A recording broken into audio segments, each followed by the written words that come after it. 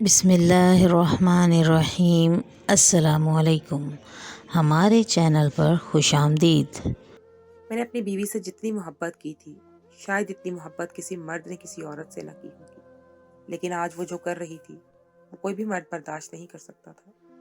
وہ میری آنکھوں کے سامنے مجھ سے بے وفائی کر رہی تھی اور مجھے چڑھا رہی تھی۔ میرے قدم جیسے زمین کے ساتھ ہی چپک گئے تھے، آنکھوں سے گرم گرم آنسو بہنے لگے، ہاتھ پاؤں شل ہو گئے اور میں اپنے ہاتھوں کی مٹھیوں اتنی شدت سے بھینچے کھڑا تھا کہ میرے اپنے ہی ناخن میرے ہاتھ پر لگ چکے تھے۔ وہ جب واپس آئی تو اس کی سانس چڑھی ہوئی تھی۔ اس نے میری طرف دیکھا اور کہا کہ اب بتاؤ، تم نے مجھے چیلنج دیا تھا نا کہ میں کیا کر سکتی ہوں، دیکھو میں یہ بھی کر سکتی ہوں۔ میں نے اس کی آنکھوں میں دیکھا، میں نے اس کے منہ پر تھپڑ مارنا چاہا تھا، اس سے ہاتھ اٹھانا چاہتا تھا، اس پر دھکے دے کر گھر سے باہر نکال دینا چاہتا تھا، لیکن میں یہ دیکھ رہا تھا کہ آپ کسی سے اتنی محبت کریں تو وہ بدلے میں آپ کے ساتھ یہ سب کچھ کیسے کر سکتا ہے۔ اگر مجھے اس کی آنکھوں میں کہیں پر بھی تھوڑی سی محبت یا ندامت نظر آتی تو اللہ کی قسم میں اسے اسی وقت معاف کر دیتا۔ اتنی محبت تو کرتا تھا میں اس سے کہ اس کی بے وفائی بھی معاف کر سکتا تھا۔ اگر وہ مجھ سے معافی مانگتی تو ضرور کرتا، پر اس نے مجھ سے معافی نہیں مانگی۔ وہ تو میرے سامنے سینہ تان کے کھڑی تھی۔ جب میں نے پلٹ کر دیکھا کہ وہ شخص کون تھا تو میرے قدموں تلے سے زمین نکل گئی، کیونکہ وہ کوئی اور نہیں بلکہ میرا سگا نیلم نام تھا اس لڑکی کا، جو میری زندگی کا محور بن چکی تھی۔ میں اسے اتنی زیادہ محبت کرتا تھا کہ اس کے علاوہ مجھے کوئی اور نظر نہیں آتا تھا۔ میری ماں بستر مرگ پر پڑی تھی۔ اس نے مجھے کہا کہ بیٹا، میری تجھ سے آخری دفعہ التجا ہے کہ تو اپنی زندگی کے ساتھ چاہے جو بھی کرنا، پر نیلم سے شادی نہ کرنا۔ وہ تیرے قابل نہیں ہے، وہ اچھی لڑکی نہیں ہے، پر نیلم اس وقت میرے لیے ایسی ہو چکی تھی کہ کوئی اس کے خلاف ایک لفظ بھی بولتا تو میں اس کو برداشت نہیں کر سکتا تھا۔ میں نے امی کو بھی ڈانٹ دیا کہ یہ بھی نہ سوچا کہ وہ پہلے ہی بیمار ہیں، اپنی زندگی کی آخری سانسیں لے رہی ہیں۔ اسی رات میری امی اس دنیا سے چلی گئی۔ میری ایک جوان اور خوبصورت بہن بھی تھی جس کا نام سائمہ تھا، اور مجھ سے پورے 10 سال چھوٹی تھی۔ میں نے اسے اپنی اولاد کی طرح ہی پالا تھا، لیکن آج کل مجھے وہ بھی بری لگتی تھی کیونکہ وہ بھی امی کی زبان بولتی تھی۔ وہ میرے کمرے میں آئی اور اس نے مجھے آ کر بتایا کہ امی تو اس دنیا سے چلی گئی ہیں۔ مجھے افسوس تو بہت ہوا، پر میری آنکھوں سے آنسو نہیں نکلے، کیونکہ امی میری اور نیلم کی شادی میں ایک واحد رکاوٹ۔ نیلم کی طرف سے کوئی مسئلہ نہیں تھا، بس میری ماں ہی مجھے کہتی تھی کہ میں تجھے کبھی معاف نہیں کروں گی، جو تو نے اس لڑکی سے شادی کی تو برباد ہو جائے گا۔ امی کو اس دنیا سے گئے 15 دن نہیں ہوئے تھے کہ میں نے نیلم سے شادی رچا لی۔ میری بہن نے کہا کہ بھائی، آپ نے شادی کرنی تھی تو کر لیتے، لیکن 1-2 مہینے تو صبر کر لیتے۔ ہماری ماں کی قبر کی مٹی ابھی تک گیلی ہے اور آپ ہیں کہ شادی کر کے بیٹھے ہیں۔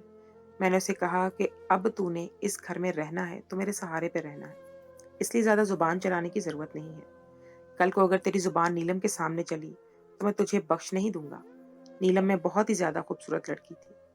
ایسا کوئی پیمانہ نہیں تھا جس میں میں اس کی خوبصورتی کو ناپ سکتا۔ وہ ہر لحاظ سے ایک مکمل عورت تھی، ایک ایسی خوبصورت عورت جو کسی بھی مرد کو اپنا دیوانہ بنا سکتی ہے، وہ بھی چند منٹ کے اندر ہی۔ اور پھر ایسی عورت نے تو مجھے سلیکٹ کیا تھا، مجھے چنا تھا کہ یہ کوئی چھوٹی بات تھی۔ اور میں کون تھا؟ ایک عام سا آدمی، نہ شکل و صورت اچھی، نہ ہی پڑھا لکھا، بس تھوڑے بہت پیسے تھے اور وہ بھی الٹے سیدھے کاموں سے آتے تھے۔ تھا تو انشورنس ایجنٹ، پر اس سے گزر بسر نہیں ہوتی تھی۔ مجھے ایسا لگتا تھا کہ جیسے اس نے مجھ سے محبت کر کے مجھ پر بہت بڑا احسان کیا، اور اب اس کے بدلے میں اس کے سامنے اپنے آپ کو بھی قربان کر سکتا تھا۔ سوچا کہ ماں تو مر گئی ہے، شادی دیر سے کروں یا جلدی، ماں واپس تو نہیں آ جائے گی۔ یہ بھی بھول گیا کہ ماں کی آخری خواہش تھی کہ میں نیلم سے شادی نہ کروں، لیکن میں نے آخری خواہش کے کنسپٹ کے خلاف تھا۔ ایک بندہ مر رہا ہے تو بس مر جائے، اس کی آخری خواہش کے پیچھے کسی اور کی زندگی کو کیوں عذاب کرنا؟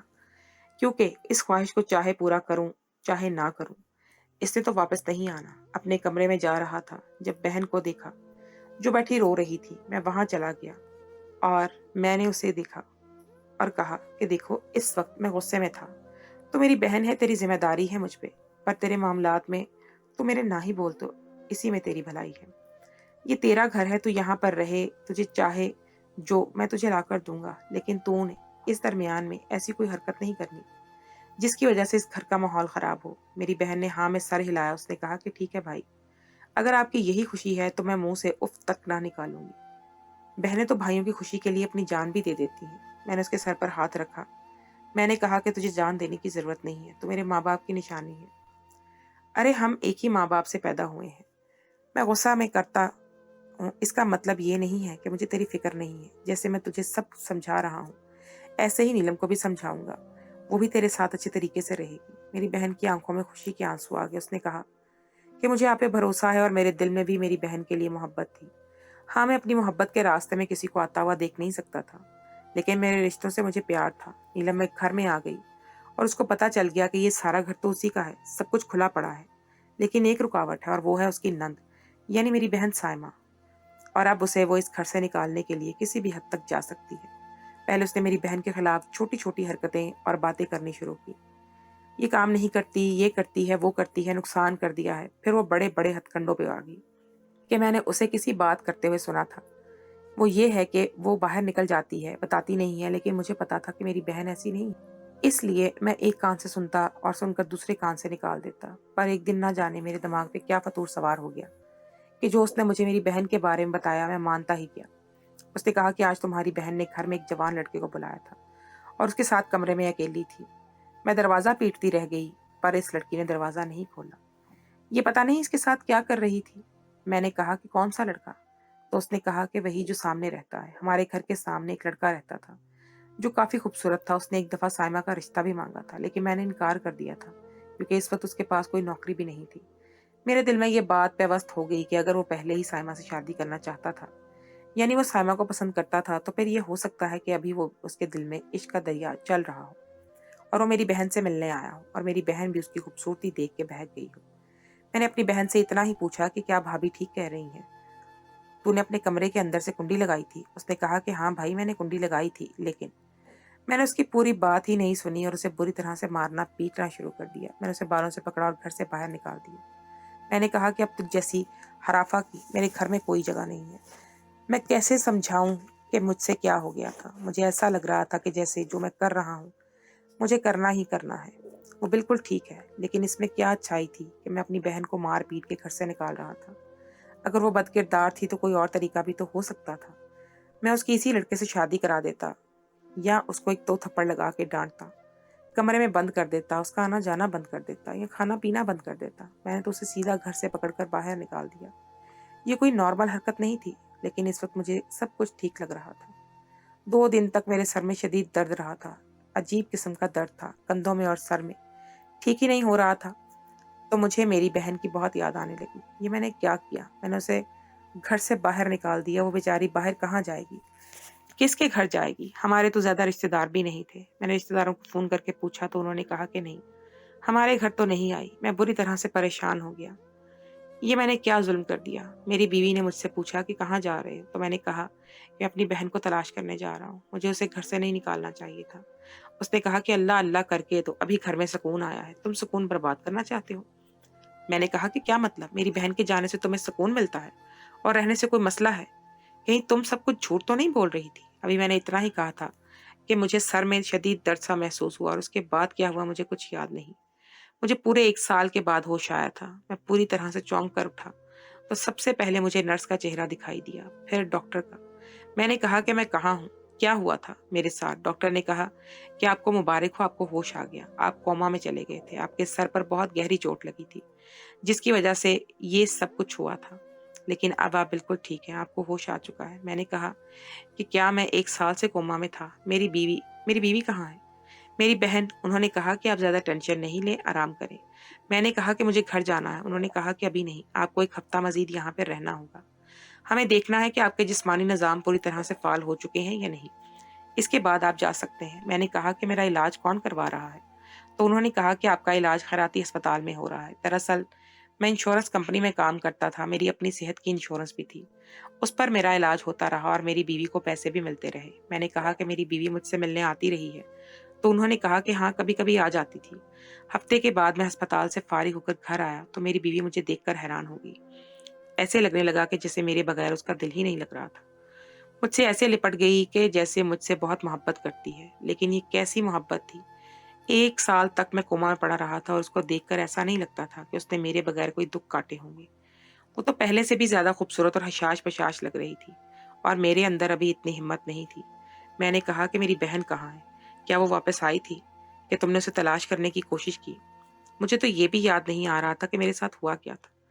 मैं कोमा में कैसे चला गया? मेरी बीवी ने कहा कि अभी अभी तुम आए हो, क्यों बहन के पीछे हलकान हो रहे हो, आराम करो। लेकिन मुझे आराम नहीं आ रहा था। 1 साल हो गया था मेरे साथ, कितना बड़ा जुल्म हो गया।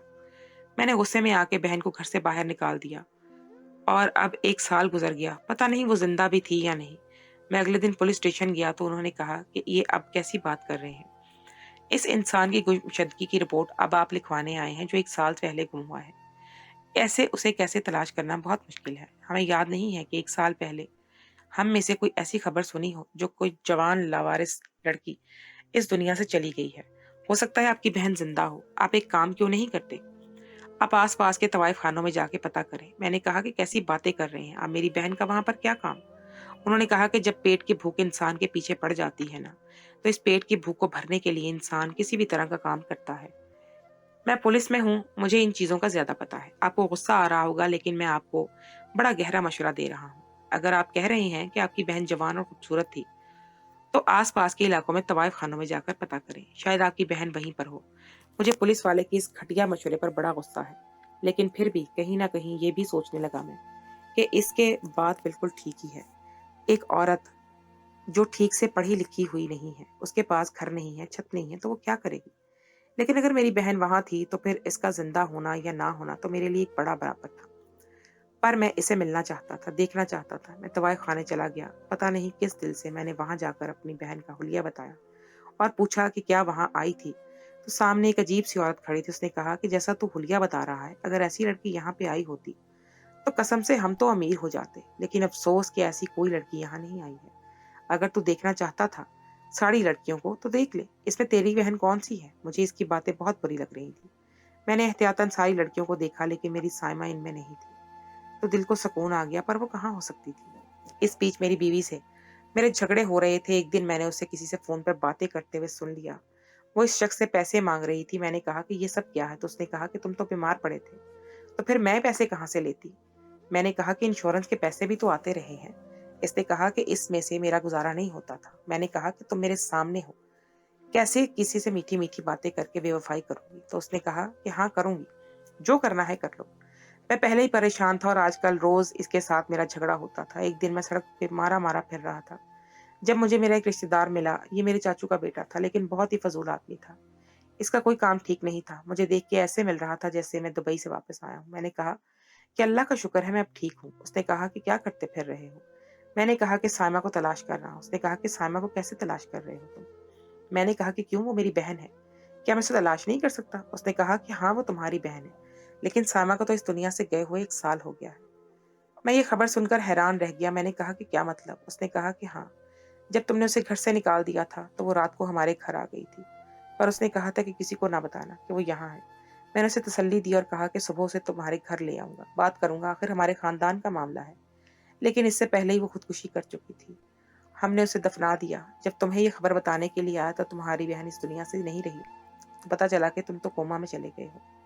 मैंने कहा कि कह दो ये झूठ है। उसने कहा कि यार ये झूठ नहीं है, काश मैं ये कह सकता कि ये झूठ है।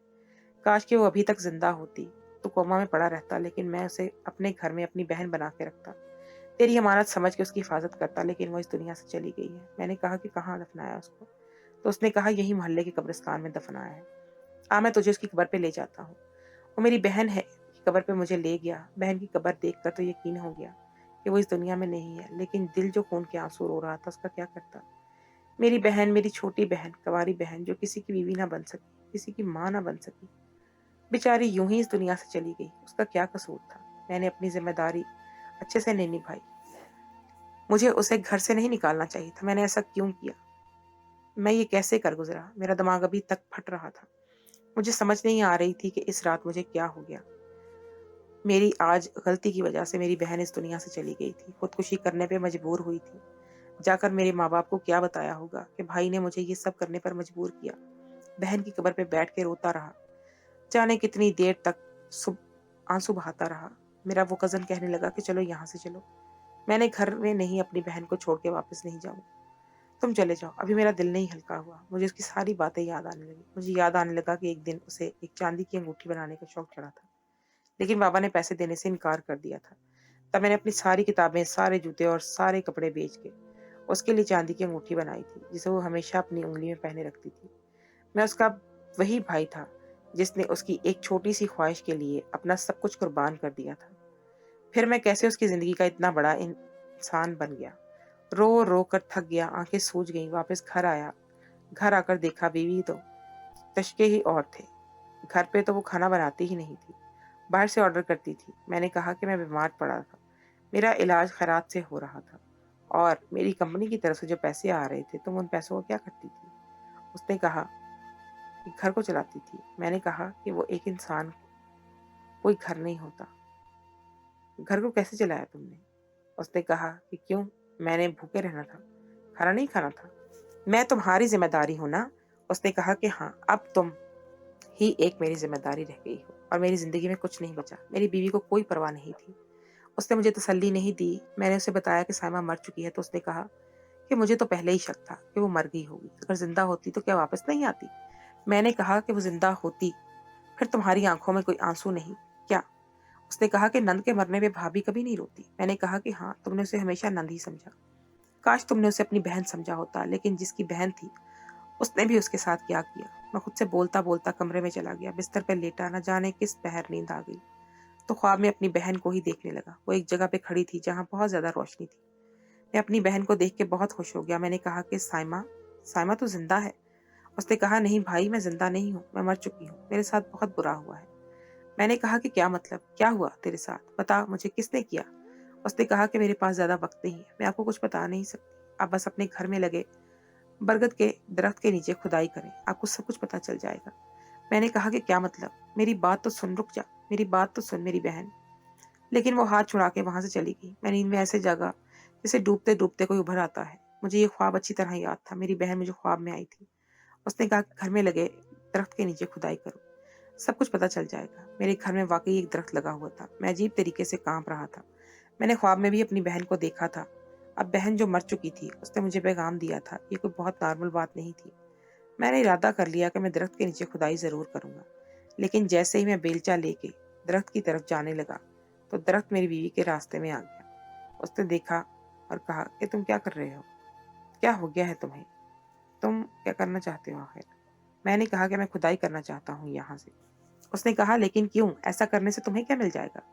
وہ عجیب سی حالت میں آ گئی۔ میں نے کہا کہ ہٹ جاؤ میرے راستے سے، جو کرنا ہے مجھے کرنے دو۔ وہ مجھے روکنا چاہتی تھی لیکن میں رکنے والا نہیں تھا۔ میں نے جیسے ہی کھدائی کی تو مجھے کچھ نظر نہیں آ رہا تھا، لیکن میں کھدائی کرتا جا رہا تھا۔ اچانک سے مجھے ایک بڑا سا کالا شاپر نظر آنے لگا۔ کالے شاپر کے اوپر بیلچہ کیا پڑا، اس کے نیچے سے ایک چیز نظر آئی۔ میں اپنے دل پہ ہاتھ رکھ کے پیچھے ایسے ہٹا جیسے میں نے دوزخ کا منظر دیکھ لیا ہو۔ یہ تو وہی انگوٹھی تھی جو میں نے اپنی بہن کے لیے بنوائی تھی، لیکن انگوٹھی خالی نہیں پڑی تھی، کسی نے پہنی ہوئی تھی۔ جس نے پہنی ہوئی تھی وہ اس زمین کے اندر پڑا ہوا تھا۔ اس کا مطلب کہ میری بہن گھر آئی تھی، اس کی لاش یہاں پر کیسے آ گئی؟ اگر اس نے خودکشی کی تھی اور اسے اکرم نامی میرے کزن نے مدفن کیا تھا تو پھر اس کی لاش یہاں کیا کر رہی تھی؟ وہ قبر کس کی تھی؟ میں نے پلٹ کر دیکھا تو میری بیوی بری طرح گھبرائی ہوئی نظر آئی تھی۔ میں نے اسے گلے سے پکڑ لیا اور کہا کہ فوراً سے پہلے مجھے حقیقت بتا دو، تم مجھ سے برا کوئی نہیں ہوگا ورنہ۔ اس نے کہا کہ میں نے تم پر کالا جادو کیا تھا تاکہ تم اپنی بہن کی طرف سے متنفر ہو جاؤ، اور ایسا ہی ہوا، اور تم کوما میں ایسے نہیں گئے تھے، میں نے تمہارے سر پر ڈنڈا مارا تھا، لیکن اس نیت سے نہیں کہ تم کوما میں چلے جاؤ۔ تم کوما میں چلے گئے، اس کے بعد تمہاری بہن گھر آئی تھی۔ اس نے کہا کہ وہ سب کچھ سچ سے بتا دے گی۔ اسے یہاں پر وہ رکھنا نہیں چاہتی تھی کیونکہ میرے دوسرے لوگوں کے ساتھ بھی تعلقات، اور میں اس گھر کو غلط کام کے لیے استعمال کرنا چاہتی تھی، اس لیے میں نے اسے جان سے مار ڈالا اور یہاں پر دفنا دیا۔ میں نے اس کام میں اکرم کی مدد لی تھی، اور مجھے پتا چلا کہ تم اپنی بہن کو ڈھونڈنے کے لیے جا رہے ہیں تو میں نے اسے فون کر دیا کہ وہ تلاش کے کر کے جھوٹی کہانی سنا دے، نکلی قبر بھی دکھا دے تمہیں جو ہم نے بنائی ہوئی تھی، تاکہ کسی کو جواب نہ دینا پڑے کہ سائمہ کہاں گئی۔ میری بیوی نے سب کچھ اگل دیا تھا میرے پاؤں کزن کے سامنے۔ دل تو کیا کہ اس کو ہی جان سے مار دو، لیکن موت اس کے لیے نجات بن جاتی۔ میں نے وہیں کھڑے کھڑے سے طلاق دے دی، اسے موبائل اور دوسری چیزیں سب کچھ چھین لیا اور اس پہ پولیس کیس کر دیا۔ پولیس کو مجرم بھی مل گیا، لاش بھی میں نے التجا کر کے بھابھی سے اور سب چیزیں بھی اس سے چھین لی اس سے پہلے کہ پولیس کیس کر دیا۔ پولیس کو مجرم بھی مل گیا، لاش بھی۔ میں نے التجا کی کہ پولیس اسے پھانسی کی سزا سنا دے۔ اب اسے پھانسی کی سزا ہو گئی ہے۔ میں اس سے ملنے گیا تھا دیکھنے کے لیے کہ اس کی آنکھوں میں موت کا ڈر کیسا نظر آ رہا ہے۔ وہ بہت بری حالت میں تھی اور اسے لگا کہ مین بہت دیکھ رہے تھے بہت ہی بری حالت میں مجھے لگی تھی اور اس حالت میں دیکھ کے مجھے برا نہیں لگا تھا۔ محبت کی اتنی بڑی سزا ملتی ہے، کبھی کیا بگاڑا تھا میں نے اس عورت کا صرف اپنی مرضی کے لیے کہ ایک گھر مل جائے جہاں پہ مختلف یاروں کو بلا کے ان کے ساتھ وقت گزار سکے، میری کمائی کے پیسے مہینے کے مہینے مل جائیں اور مجھے مزے کرتی رہوں میں۔ اس نے بہت بہن کو بے دردی سے مار ڈالا اور مجھے اتنی بڑی آفت میں ڈال دیا۔ کیا عورت ایسی ہوتی ہے؟ آپ لوگ بتائیں کہ جو میں نے کیا وہ صحیح کیا یا غلط کیا؟ کیا مجھے اپنی بیوی کو جان سے مار دینا چاہیے تھا؟ میں نے اس کا سر پھاڑ دیا۔ کیا قرآن جیسی حرکت کرنی چاہیے تھی؟ کیا بگاڑا تھا میں نے اس کا؟ کیا اسے ایسی حرکت بھی مرد معاف کر سکتا ہے، چاہے وہ عورت سے جتنی بھی محبت کرتا ہو؟